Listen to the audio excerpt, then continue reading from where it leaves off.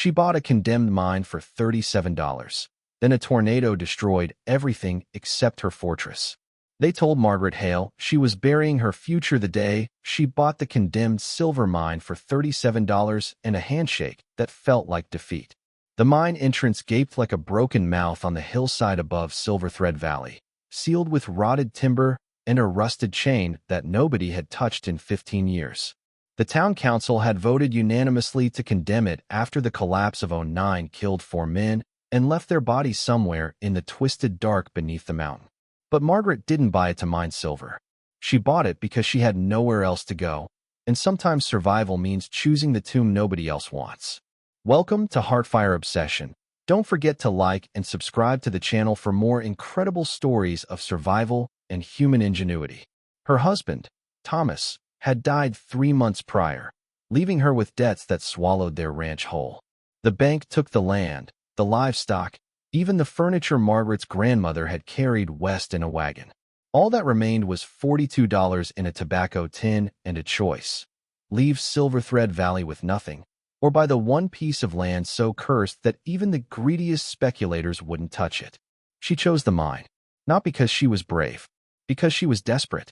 The townspeople watched her climb that hill on a blistering July afternoon, dragging a canvas sack stuffed with blankets and tools. James Ridley, the banker who'd foreclosed on her ranch, actually laughed from his office window. "That woman's lost her mind," he told his clerk.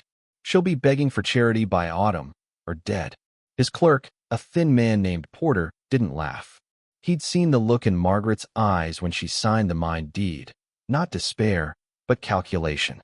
The kind of look a wolf gets when it's been cornered. Margaret spent the first week just studying the entrance. The timber supports were indeed rotten, black with decay and sagging like broken ribs. But deeper inside, past the danger zone, she could see older supports, pine beams cut from virgin timber, thick as a man's torso, still solid. The mine hadn't been worked deep, maybe 300 feet before the collapse sealed everything off. But the entrance chamber was vast, carved wide for carts and mule teams, with a ceiling 20 feet high and walls that stayed cool even when the sun turned the valley into a furnace. She started clearing, not recklessly, but methodically, removing loose rock, testing timber, reinforcing weak points with stones stacked like puzzle pieces. Her hands bled. Her back screamed. But every night she slept inside that mine entrance, wrapped in blankets on bare stone, breathing air that tasted like copper and time. And every morning she woke up alive, which was more than some people could say. The storm that changed everything. August arrived like a fist. The heat had been building for weeks, turning the valley into a bowl of scorched grass and dying cattle. Then, on the 14th, the sky turned green. Not the green of leaves or life, but the sick, bruised color of something wrong. Margaret stood at the mine entrance and watched clouds roll over the mountains like a slow avalanche. Black at the bottom, sickly jade at the top, and she knew. This wasn't rain coming. This was violence. The tornado touched down 7 miles west of Silverthread at 2:47 in the afternoon. Margaret would learn the time later, would hear how people in town watched it form from their windows, how they ran for cellars and prayed into dirt floors. But Margaret didn't see it form. She only felt the air pressure drop so fast her ears popped, felt the temperature plummet 20 degrees in seconds, heard a sound like 1,000 freight trains screaming at once. She ran deeper into the mine. Behind her, the world exploded. Wind hit the valley with such force that it didn't just destroy buildings, it erased them. Homes became splinters. Trees became missiles. The tornado was a quarter-mile wide and moved through Silverthread Valley like God dragging a knife across the earth. It took 12 minutes to pass. When it did, Silverthread was gone. Margaret emerged from the mine into silence. Not peaceful silence, but the hollow quiet that comes after catastrophe, when even the birds are too shocked to sing. The valley looked like a battlefield. Where the town had stood, only foundations remained.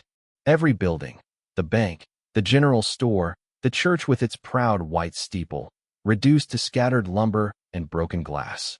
And the people, they were everywhere, wandering, bleeding, sitting in the wreckage of their lives, faces blank with shock. Margaret counted 47 people still moving in the ruins. She'd later learned that 18 had died, crushed beneath falling walls, or impaled by flying debris.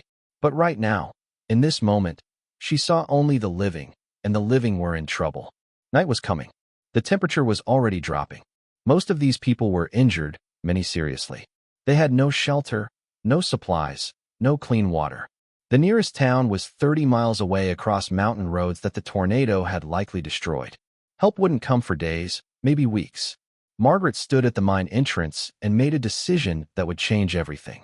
"Up here," she screamed, her voice carrying across the devastation. "The mine. Get to the mine." Some people ignored her. Some couldn't hear. But Porter, the bank clerk, heard. He helped a bleeding woman to her feet and started climbing. Then Mrs. Chun from the laundry, carrying her infant son. Then the Holloway brothers, supporting their father between them. One by one, the survivors began the climb. James Ridley was the last. He stood in the ruins of his bank, staring at the twisted safe that held all his carefully kept ledgers, now scattered across Colorado like confetti. When he finally looked up the hill and saw Margaret silhouetted against the mine entrance, surrounded by the people she was pulling inside, his expression wasn't gratitude. It was rage. The impossible choice. By sunset, 33 people were crammed into the mine's entrance chamber. They sat on stone, leaned against walls, held crying children and bleeding wounds. Margaret moved among them, assessing. The doctor was dead, crushed in his own clinic. The sheriff was dead. The mayor was dead. The town's leadership had been wiped out in 12 minutes, leaving only survivors who looked to Margaret because she was the only one still moving with purpose. She divided them into groups. The injured, the caretakers, the able-bodied. She sent the Holloway brothers back down the hill to salvage what they could: blankets, food, water containers, medicine. She had Mrs. Chun organize the children into the deepest part of the chamber where the temperature was most stable. She had Porter start a fire using timber from the collapsed portion of the mine, carefully positioned beneath a natural chimney crack that drew smoke up and out. That's when Ridley finally spoke. "This mine is condemned," he said, his voice carrying across the chamber. "It's not safe. We should go back down, wait for help in the open." Margaret looked at him. Blood crusted one side of his face where debris had struck him. His expensive suit was torn and filthy, but his eyes held the same arrogant certainty they'd held when he foreclosed on her ranch. "Go back down to what?" she asked. "There's nothing left. And more weather's coming. Look at the sky." She was right. Through the mine entrance, they could all see clouds building again, black and heavy with rain. The temperature was dropping fast. "I'd rather die in the open than buried alive when this mine collapses," Ridley insisted. Several people nodded, fear spreading across their faces. Margaret felt something cold settle in her chest. Not anger. Understanding. These people didn't trust the mine because they'd been taught not to. They'd spent 15 years calling it cursed, dangerous, condemned.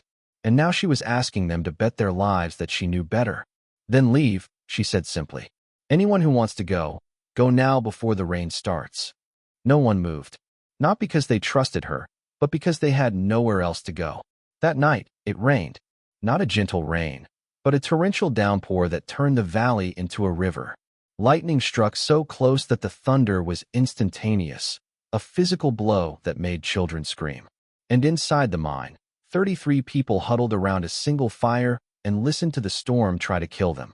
Margaret sat near the entrance, watching water sheet across the opening, and knew this was only the beginning. The storm would pass, but then would come the real challenge: keeping these people alive long enough for help to arrive. Food would run out in days. Water they had, but it needed to be boiled. Injuries needed treatment. And worst of all, they needed hope. She pulled out the small notebook she'd salvaged from her ranch, one of the few possessions the bank hadn't taken, and began to write by firelight. Not a diary, a plan. Because Margaret Hale hadn't survived losing everything just to die in a hole in the ground. And neither would these people. Outside, the storm raged.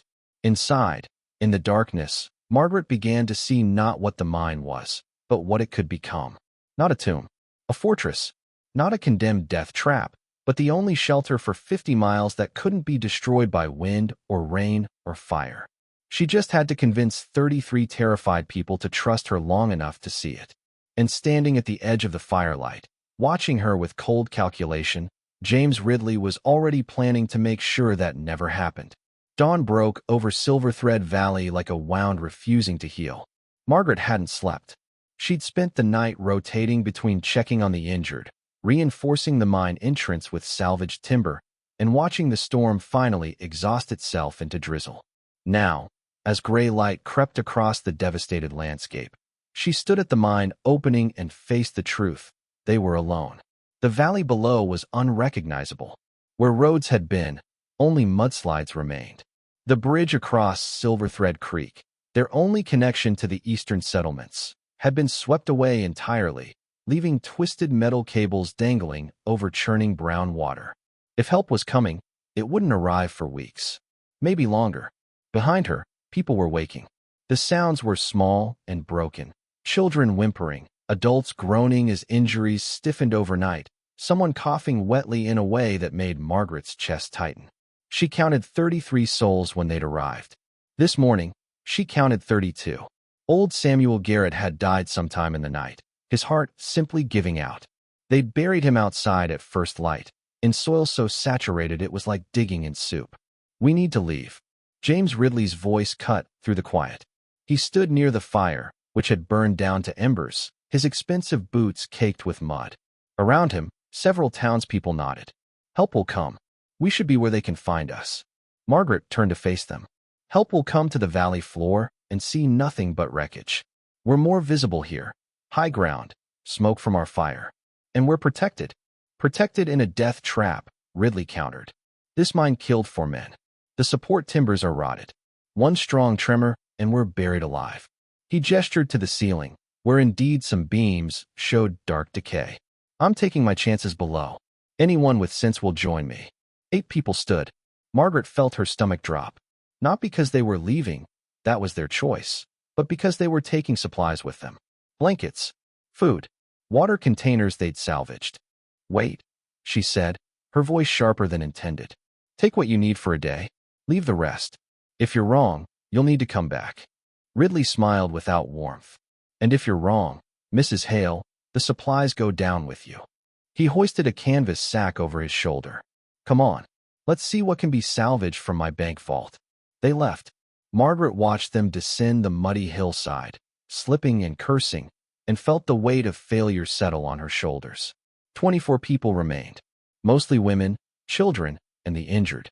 The strongest men had just walked away. Porter appeared at her elbow, his thin face worried. "What do we do?" Margaret looked at him, then at the remaining survivors huddled in the mine entrance. What did she know about leading people? She'd been a rancher's wife. She knew cattle and crops and keeping accounts. She didn't know engineering or medicine or how to make a condemned mine into a livable shelter. But she knew desperation. And desperation, she'd learned, was the best teacher. "We make this work," she said. "Porter, I need you to inventory everything we have left. Mrs. Chun, get the children organized. I want them collecting every piece of dry wood they can find near the entrance. And someone find me anyone who knows anything about construction. The mine's secret." For 3 days, Margaret worked like someone possessed. She'd sent the Holloway brothers, 18-year-old twins who'd stayed because their father was too injured to move, deeper into the mine to explore. They returned with news that changed everything. "There's Chambers," the younger twin, Jacob, said, his eyes bright with excitement. "Past the collapse, we thought the whole mine was sealed. But there's a side passage, narrow, but it opens up. There's at least 3 more chambers back there, and they're dry. Stone solid. No rot." Margaret grabbed a lamp and followed them in. The passage was tight. She had to turn sideways in places, but Jacob was right. Beyond the collapse that had killed those 4 miners 15 years ago, the mine branched. And in those branches were spaces carved by previous miners, rooms supported by virgin timber that had been sealed away from moisture and decay. "This is it," Margaret breathed. "This is how we survive." Over the next week, she organized the survivors into work crews. The able-bodied cleared the narrow passage, widening it enough for people to move through comfortably. They discovered a natural spring in the deepest chamber, water so cold and pure it made teeth ache. They found veins of quartz that reflected lamplight, turning dark stone into something almost beautiful. Margaret sketched constantly in her notebook, designing improvements. She had them build a proper smoke ventilation system using hollow logs positioned to draw air up and out. She organized sleeping chambers by temperature, the injured and elderly nearest the entrance where it was warmest, the healthy deeper where coolness prevented food from spoiling. She had Porter create a rationing system, calculating that their salvage supplies could last 30 days if they were careful, 60 if they supplemented with whatever they could forage. And slowly, impossibly, the mine became livable. More than livable, it became safe. When another storm rolled through on the 8th day, bringing hail that would have killed anyone caught outside, the people in the mine barely noticed. They sat in chambers lit by carefully rationed lamps, eating watered-down soup and telling stories to keep the children calm. Mrs. Chen's baby, who'd been sick with fever, recovered. Margaret had boiled willow bark she'd found clinging to a half-destroyed tree and made him drink the bitter tea. An old remedy her grandmother had taught her. The fever broke. Hope began to grow. Not loud or obvious, but in small ways. Someone sang. Children played a game with pebbles. Porter started teaching reading lessons by lamplight. The fracture. On the 14th day, Ridley returned. He came alone, climbing the hill at dusk, moving like a man who'd been broken and poorly reassembled. His fine suit was in tatters. His face was gaunt. He carried nothing. Margaret met him at the entrance. The others? Gone, Ridley said flatly. We tried to rebuild, tried to salvage. But there's nothing down there. Nothing that wasn't destroyed or washed away. And then, he paused, his jaw working. Emily Stroud got sick. We had no medicine, no clean water. She died yesterday. The rest scattered, trying to reach other settlements. And you came back. I came back. He looked past her into the mine, where firelight flickered warm and inviting. I was wrong. Margaret wanted to feel vindicated. Instead, she just felt tired. There's soup. And a bedroll in the 3rd chamber. Pull your weight and you can stay. He nodded once, humble in a way she'd never seen him. Then he paused at the entrance. I still have the ledgers. From the bank. I saved them. He pulled out a water-stained book. Every debt, every deed, every record. I thought it mattered. Margaret looked at the ledger. And it was her ranch, her husband's debts, everything she'd lost. On impulse, she took it from his hands and threw it into the fire. It caught instantly, pages curling and blackening. It doesn't matter anymore, she said. Nothing out there matters. Only what we build in here. But that wasn't quite true. Because the next morning, they discovered someone had been stealing food. Not much, a few handfuls of dried beans, some jerky, a precious tin of peaches. But in a community surviving on strict rations, any theft was catastrophic. Porter discovered it during the morning inventory. We're short, he said, his voice tight. Someone took from the stores. Paranoia spread like disease. People stopped trusting each other. Mothers watched other mothers. The Holloway brothers started sleeping near the food stores. Arguments erupted over nothing. A misplaced blanket, a child being too loud, someone taking more than their share of water. Margaret tried to hold them together. She increased patrols, organized watches, gave speeches about cooperation. But the damage was done. The fragile community she'd built was fracturing. Then came the cave-in. Small, but terrifying. A support beam in the 2nd chamber gave way without warning, bringing down rock and dust and screaming chaos. 2 people were trapped. Margaret and the Holloway brothers dug frantically, hands bleeding, lungs burning from dust, while others stood frozen in terror. They got both people out alive. Bruised, traumatized, but alive. But that night, 5 more people left to take their chances in the valley. Margaret sat alone near the spring, staring into black water that reflected her lamplight like a fallen star. She'd been so sure, so certain that intelligence and planning could overcome disaster. But she hadn't planned for human fear, hadn't accounted for the way terror could turn people against each other even when cooperation was their only hope. It's not your fault. Porter sat beside her, his thin frame barely making a shadow. You've kept us alive. That's more than anyone else could say. Have I? Margaret gestured to the mine around them. Or have I just trapped us in here to starve slowly instead of dying quickly in the storm? We have water. We have shelter. We have each other. Porter pulled out his own notebook. He'd been keeping records too, she realized. And we have time. Look, he showed her his calculations. With the remaining survivors and adjusted rations, they could last 90 days. Maybe more if they could forage, hunt, fish from the creek when it calmed. 90 days. Help would surely come by then. Margaret looked at his careful numbers and felt something loosen in her chest. Not quite hope, but not despair either. Something harder, more stubborn. Tomorrow, she said, we're going to do something about that support problem. I'm tired of living in fear of the ceiling falling. The breakthrough. She barely slept that night, her mind racing. The mine's supports were the fundamental problem. Rotted timber that couldn't be replaced because they had no fresh lumber, no tools for proper carpentry. But what if they didn't need lumber? At dawn, she gathered everyone in the main chamber. 19 people now. Their numbers had dwindled, but those who remained were committed. I need to show you something, she said. She led them to the deepest chamber, where the walls were solid stone, ancient and uncracked. The miners who built this weren't stupid.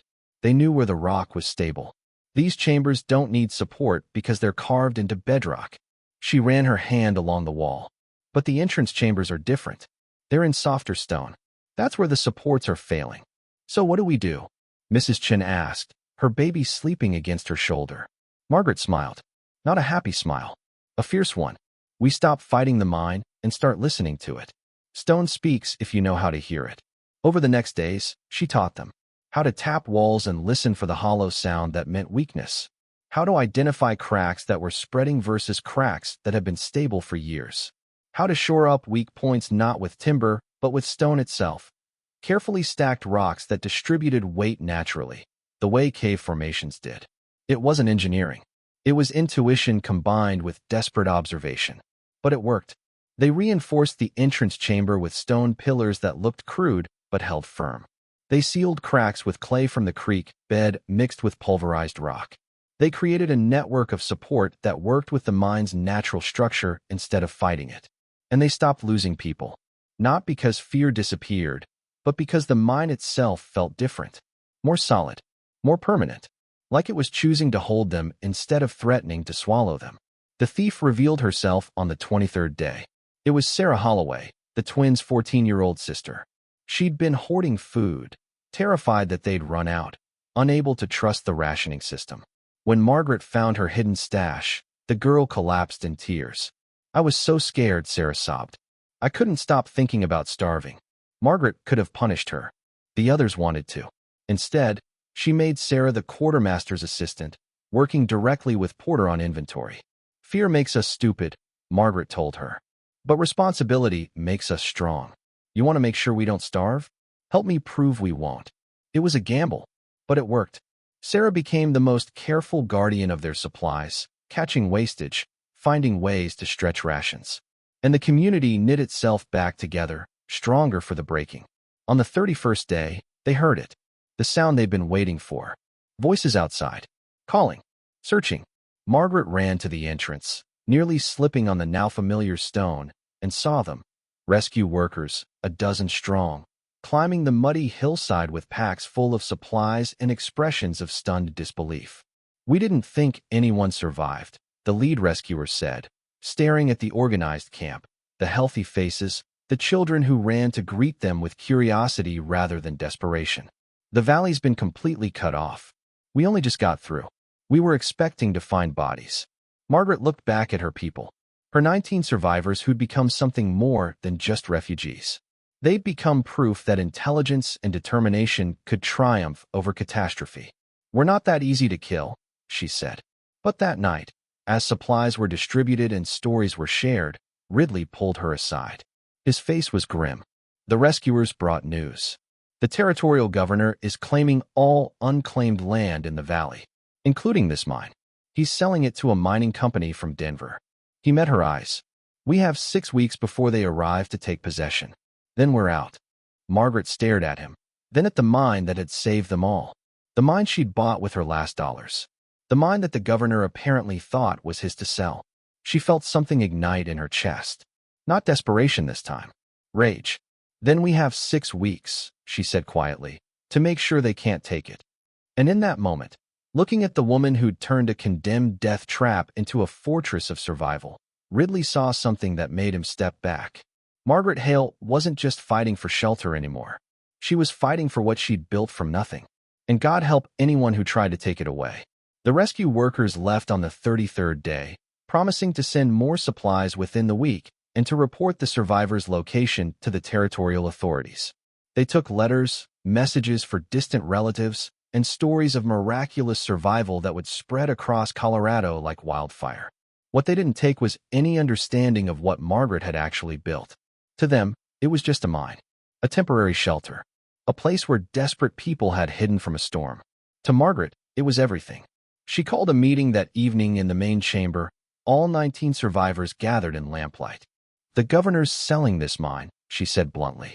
"In 6 weeks, men with deeds and guns will arrive to take possession. They'll expect us to leave quietly." She paused, letting that sink in. "I'm not leaving, but I won't ask any of you to stay. This fight isn't yours." Silence. Then Mrs. Chun stood, her baby now healthy and alert on her hip. "Where would we go? Our homes are destroyed. Our town is gone. This mine kept us alive when nothing else could." She looked around at the others. "It's the only home we have left." One by one they stood. Porter, the Holloway family. Sarah, who'd gone from thief to trusted quartermaster. Even Ridley, the banker who'd lost everything including his certainty. "I know the law," he said quietly. "I know how to fight them. If you'll have me." Margaret felt something crack in her chest. Not breaking, opening. She'd spent so long being alone, being the only one who believed, that she'd forgotten what it felt like to have people stand beside her. "Then we fight," she said. "But not with guns or fists. We fight by making this mine so valuable, so essential, that they can't afford to take it from us." "How?" Jacob Holloway asked. "It's a played-out silver mine. There's no or left worth extracting." Margaret smiled. "Who said anything about silver?" "The transformation." Over the next 6 weeks, Margaret Hale turned a condemned mine into something the territory had never seen. A fully functioning underground community with resources the valley desperately needed. It started with water. The spring they discovered deep in the mine produced crystal-clear water even during drought, fed by some underground source that never ran dry. Margaret had Porter design a collection system using salvaged metal pipes and carved stone channels. They stored water in clay-sealed chambers that kept it cold and pure. When rescue workers returned with supplies on the 40th day, Margaret offered them fresh water, so clean it put their carried barrels to shame. "Where did this come from?" the supply captain asked, suspicious. "The mountain provides," Margaret said simply. "And there's enough for the whole valley, if they want it." Word spread. Survivors in the lowlands were drinking from the contaminated creek, boiling what they could, rationing what little clean water they'd salvaged. But the mine had unlimited supply. People began climbing the hill, not to shelter, but to fill containers. Margaret didn't charge them. She just made sure they remembered who'd made it possible. Then came food storage. The deep chambers stayed naturally cool, never rising above 50 degrees, even in summer heat. Margaret organized the survivors to dig storage pits lined with stone, creating what amounted to the only working cold storage for 30 miles.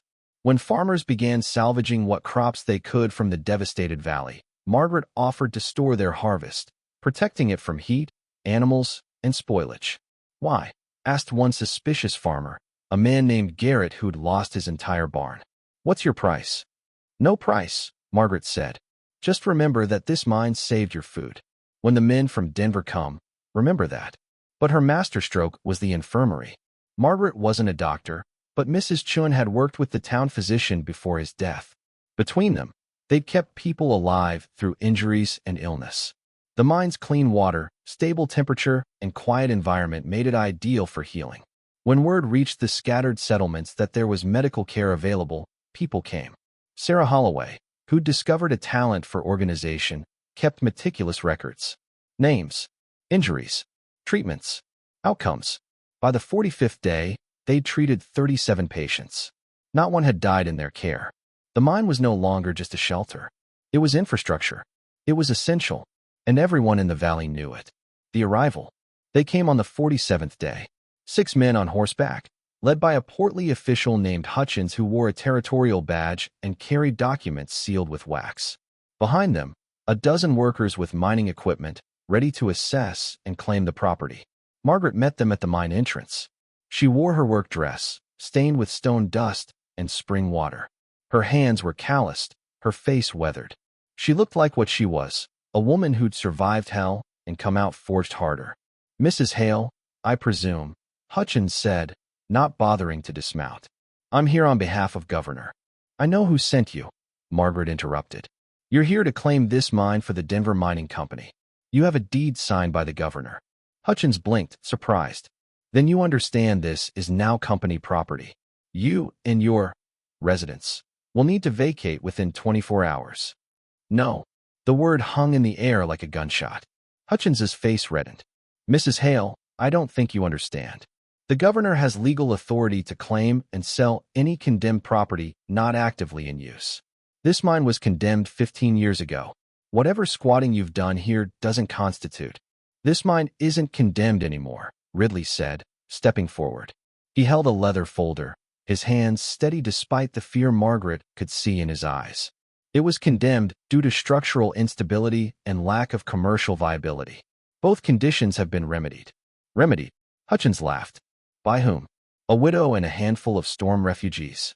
By 19 people who rebuilt the support structures, established permanent water and food storage infrastructure, and created the only functioning medical facility within 30 miles. Ridley opened his folder. "I have documented testimony from 47 Valley residents who've received essential services from this mine. I have structural assessments showing the mine is now more stable than any building left standing in Silver Thread. And I have this." He handed Hutchins a document. Margaret recognized it. Her original purchase deed, stained but legal. Mrs. Hale purchased this mine legally for $37 on July 3rd. The sale was recorded with the county clerk before the tornado struck, which means it was never unclaimed property. It was privately owned and actively improved. The governor had no authority to sell it. Hutchins's confident expression flickered. He studied the deed, his lips moving as he read. Behind him, the mining company workers shifted uncomfortably. "This doesn't matter," Hutchins finally said. "The Denver Mining Company has rights to assess any mining property for mineral extraction," Margaret finished. "But this isn't a mining operation anymore. It's a water company, a storage facility, a medical clinic, and it's private property. Your company has no rights here. You can't just change the purpose of a mine." "Why not?" Margaret smiled, and it wasn't friendly. You were going to take a played-out silver mine and turn it into what? Another failed extraction attempt? We turned it into something the valley actually needs. Something worth protecting." Hutchins looked at the mine entrance, where now over 24 people had gathered. Not just Margaret's 19. Valley residents had heard about the confrontation and climbed the hill.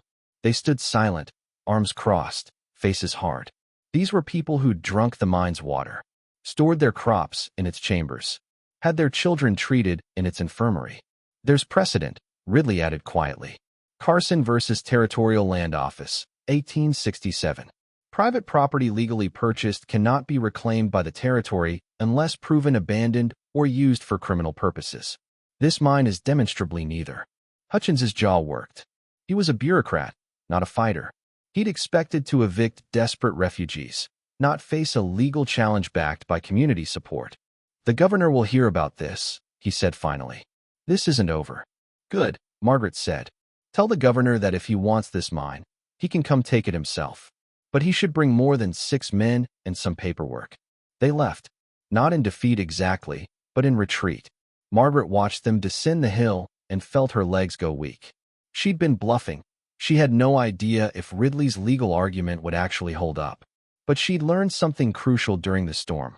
Confidence was as important as truth when you were fighting for survival. The letter. 3 weeks later, a single rider arrived. He carried a letter with the territorial seal. Margaret opened it surrounded by her people, hands shaking despite herself. The letter was from the governor. It was formal, bureaucratic, full of legal language that took Ridley 10 minutes to translate. But the core message was simple. The territorial government was withdrawing its claim. The mine would remain in Margaret Hale's ownership. However, in recognition of its essential services to the valley, it would be granted official status as a public utility with territorial protection. "What does that mean?" Mrs. Chen asked. Ridley smiled, really smiled, for the first time since the tornado. "It means they can never take it from you. It's legally protected as critical infrastructure. And," he read further, his smile widening, The territory is providing a grant for further improvements. They're paying you to do what you've already been doing. The chamber erupted. Not in cheers exactly. These people had been through too much for simple celebration, but in a collective exhale of relief so profound it was almost prayer. Margaret walked outside, needing air, needing space. She stood at the mine entrance and looked down at the valley. Below, Silver Thread was slowly rebuilding. New structures dotted the landscape. Simple, sturdy, many built using techniques Margaret had shared. Stone foundations, proper drainage, design that worked with nature instead of against it. Porter joined her, his thin frame no longer quite so fragile. "You did it," he said. "You saved us all." Margaret shook her head. "I bought a mine because I had nowhere else to go. Everything else." She gestured to the chambers behind them, to the water system, the storage facilities, the infirmary where Sarah was currently teaching herself to set broken bones. Everything else was just refusing to die. "That's leadership," Porter said. "Leading isn't about having all the answers. It's about being too stubborn to quit." 6 months later, winter came early to Colorado that year, bringing snow that buried the valley under 3 feet of white. But inside the mine, 19 people, now 23, with new refugees who'd heard about the legendary shelter, stayed warm and safe and fed. Margaret had expanded operations. The water system now served 8 different valley settlements. The storage chambers held enough food for 200 people to survive a harsh winter. The infirmary had treated over 100 patients, with Mrs. Chun training 3 assistants in basic medical care. And Margaret had started writing, not just in her notebook, but in a journal she planned to publish. She called it Survival Through Intelligence, How to Build When Everything Falls Apart. It detailed everything she'd learned: structural reinforcement, water management, community organization, medical improvisation. She wrote it for the next person who'd lost everything and needed to know they could rebuild. One evening, as snow fell silent outside, Ridley approached her near the main fire.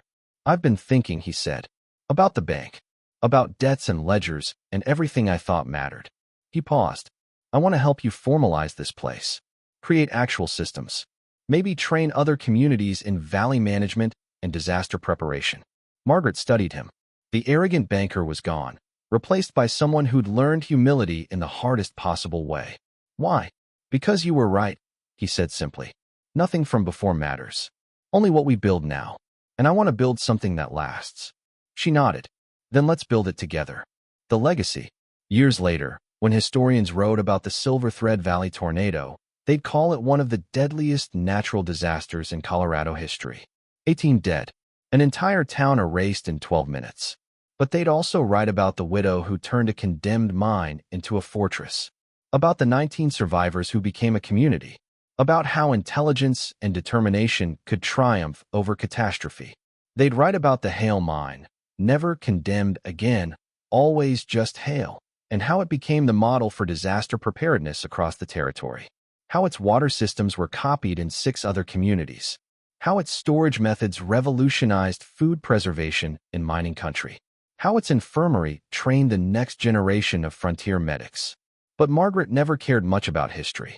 She cared about the present, about the children playing in the upper chambers while their parents worked outside, rebuilding what the tornado had taken, about the clear water flowing from the spring, endless and pure, about the shelves of preserved food that meant no one would starve come winter, about the knowledge, carefully written and shared, that would help the next person who lost everything.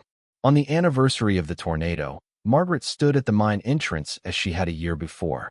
The valley below was transformed. New buildings, new roads, new life. But different than before. Stronger. Built to last. Porter emerged from the mine, carrying a basket of letters. "Mail delivery," he said, "including 3 requests from towns asking you to consult on their own shelter systems." And he handed her a thick envelope. "A letter from the territorial governor. He wants to give you a commendation." Margaret took the envelope, turned it over in her calloused hands, then handed it back unopened. "Tell him to send money for more medical supplies instead. Commendations don't keep people alive." Porter laughed. It was a sound she'd heard more often lately, the sound of people who'd survived together and knew they could survive anything. "You know they're calling you a hero, right? The widow who rebuilt the valley." "I'm not a hero," Margaret said, watching snow begin to fall. I'm just a woman who refused to die in a hole. Everything else was just stubbornness. But as she turned back to the mine, her fortress, her impossible triumph over disaster, she allowed herself a small smile. Because stubbornness, it turned out, was the most underestimated force in the world. More powerful than storms or governors or men who thought they knew better. Stubbornness kept you digging when your hands bled, kept you planning when others fled, kept you building when the whole world said it was impossible. And sometimes, if you were stubborn enough, you didn't just survive. You created something that would outlast every storm that came after. Inside the mine, the fires burned warm. The water flowed clean. The people lived safe. And carved into the stone above the entrance, someone had etched words Margaret had written in her notebook that first desperate night. They said we'd be dead by spring. We built something that will outlast their grandchildren. She never asked who carved it. But every time she passed it, she ran her fingers over the letters, rough stone under calloused skin, and remembered that surviving wasn't enough. What mattered was what you built with the survival, what you created from the ashes, what you left behind for the next person who needed to know that impossible wasn't the same as unachievable. The snow fell heavier now, blanketing the valley in white. But inside the mountain, life continued. Warm, safe, enduring. And Margaret Hale, the widow who'd bought a condemned mine with her last $37, stood watch over it all, not as a queen or a savior, but as a stubborn woman who'd simply refused to let catastrophe have the final word.